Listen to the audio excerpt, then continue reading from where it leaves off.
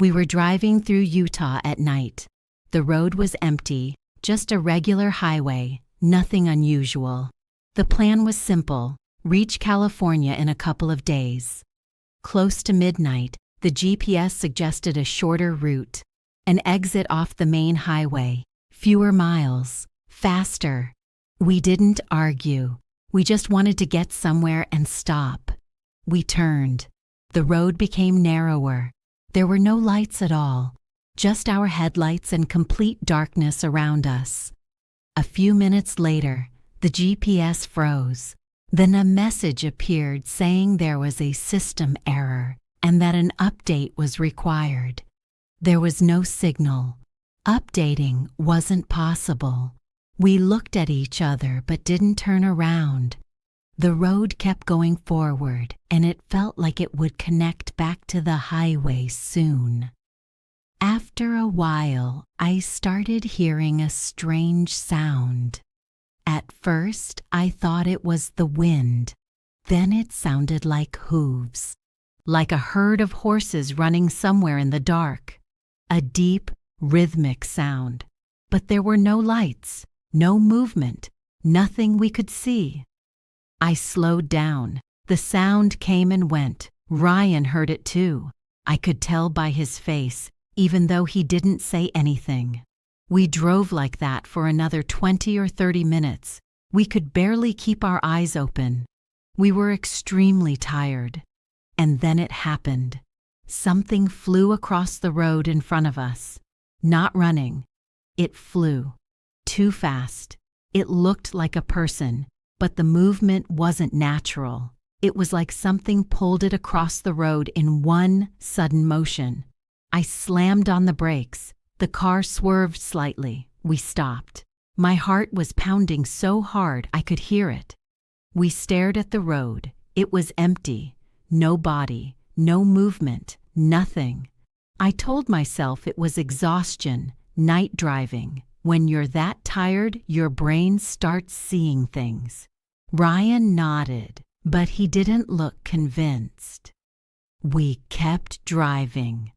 A few minutes later, the road connected back to the main highway. The GPS suddenly started working again, like nothing had happened. And that's when we saw the sign. An old motel. Some red letters were burned out. Vacancy. The parking lot was almost empty. Just one old pickup truck in the corner. The office looked closed, but the open sign was lit.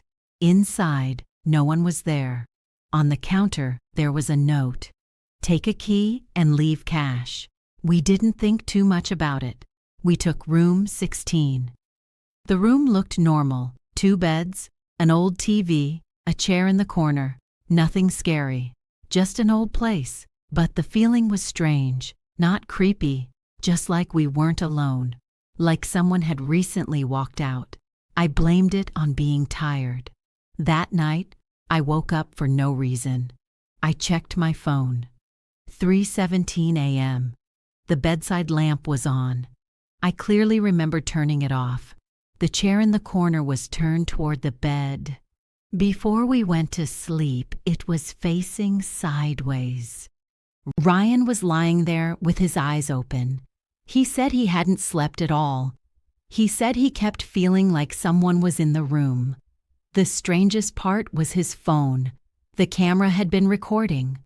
Almost 3 hours. We watched it. At first, nothing. Just us sleeping. Then a shadow slowly moved across the ceiling. The camera didn't move. The recording stopped at exactly 3:17. In the morning, we told the girl at the front desk what had happened. She said there are no exits off that highway. She said we couldn't have turned anywhere. After a short pause, she added that something similar happened last summer. A man came into the motel during the day. He said he had seen the same kind of shortcut. He was surprised when he was told there were no turns.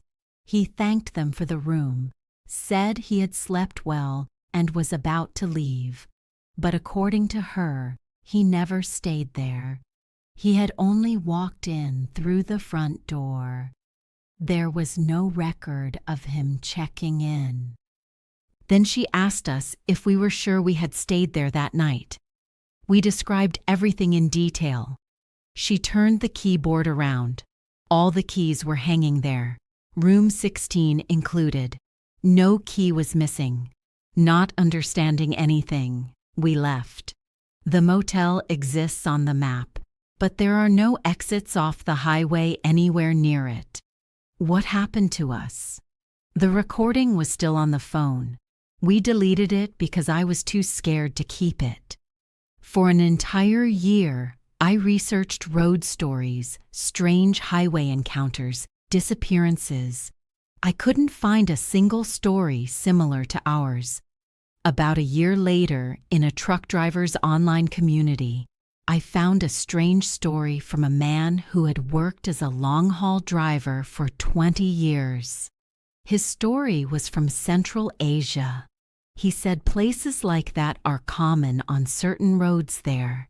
He explained that on roads built over ancient burial grounds, strange things often happen to drivers, especially at night. Modern highways are built without much concern for the history of the land. If something is in the way, forest, mountain, village, it gets removed.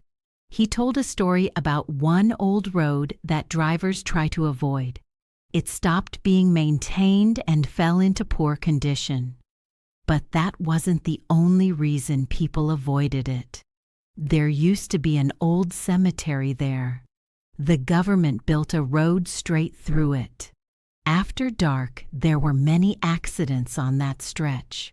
Drivers would see groups of people standing in the road. Startled, they would swerve, and their lives would end there. After several years, they brought in a shaman to stop the accidents. He spent the entire night at that location. In the morning, he said nothing could be done. It was useless. He told them that if someone had to drive through that road, they should honk as a sign of greeting. The chances of surviving would be higher. The truck driver then shared his own story about crossing that section at night. He was in a hurry with a load, and that exit shortened the route. I had already been driving for several hours.